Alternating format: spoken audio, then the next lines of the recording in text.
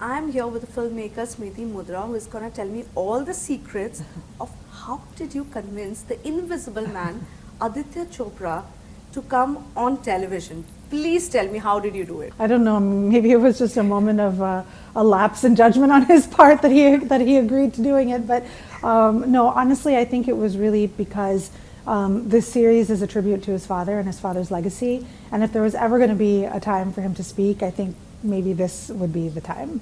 Absolutely. So the Romantics is about Yash Chopra, the Yash Chopra, and we are talking about how he has influenced your life.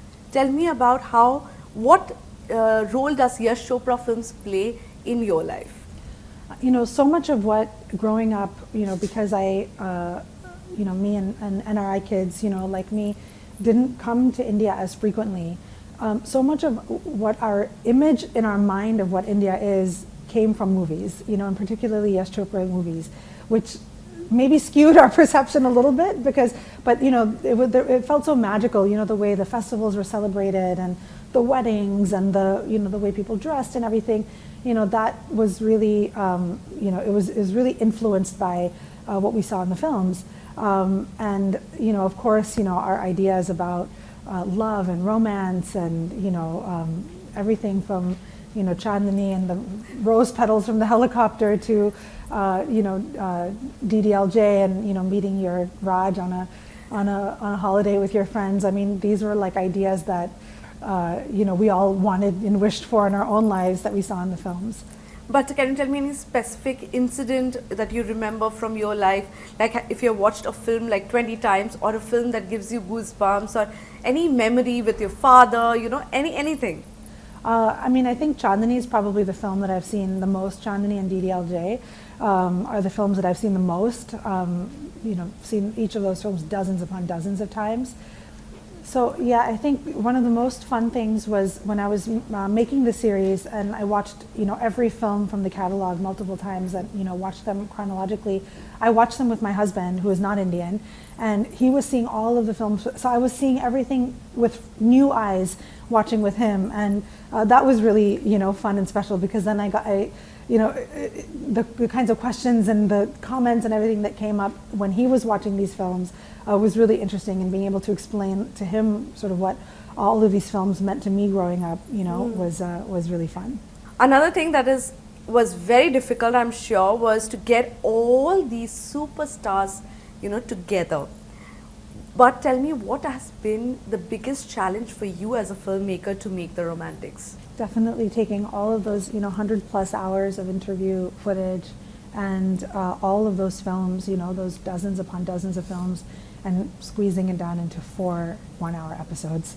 That was the biggest challenge. It took years to find the right, it was like making a puzzle, you know, to find the right balance, you know, and make sure we did justice to the full story, you know, of Yash Chopra and Yash Raj films, but still managed to keep things, you know, paced right and, you know, put everything in 4 hours. That was a big challenge. Editing is always the biggest challenge, yes. Right? Yes, absolutely. You know, you interviewed so many people. Can you tell us, each one of them, what was your experience like when you met Shah Rukh Khan for the first time? You know, for me, it was the DDLJ music going on behind me, okay? It's all in the background playing, okay, meeting Shah Rukh Khan. But tell me, what was your experience first, meeting Shah Rukh Khan, meeting Amit ji, meeting Hrithik Roshan, you know, all these people, they're superstars when you met them, Salman Khan. Yeah. What was your first impression of them, or what was going on in your mind?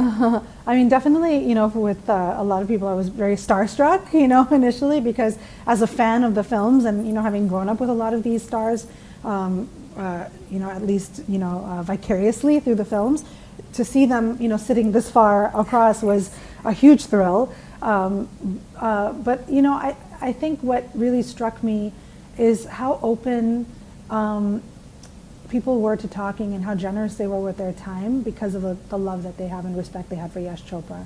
And, you know, to talk to people in this sort of environment when they're not promoting a film per se, or, you know, there's no sort of agenda behind it. It's really just about celebrating this iconic figure who was so influential in all of their lives.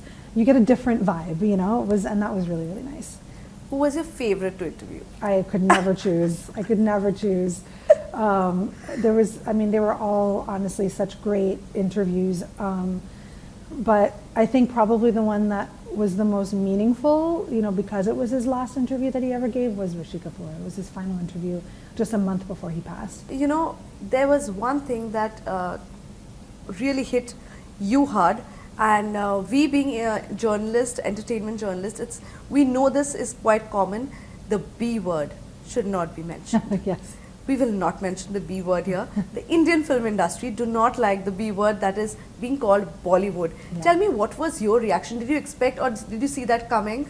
I think, yeah, what surprised me is how uniformly that word is disfavored now, you know. And that was like, I learned something, you know, from that. And since then I really, I mean, I'm not going to pretend that that word doesn't cross my lips from time to time, but I'm much more conscious about it, and I try to use it as infrequently as possible. I see Mr. Bachchan's face every time. What was his expression? Oh, just, you know, he very resoundingly, I think he was one of the first to really say, no, we don't use that word, you know. And, you know, so, you know, I just, when that word is coming out of my mouth, I just picture his face and try to refrain from saying it. You know, I know for a fact that you did a lot of research before you started the film, but tell me what changed completely after this film was made, the mindset towards Indian film industry?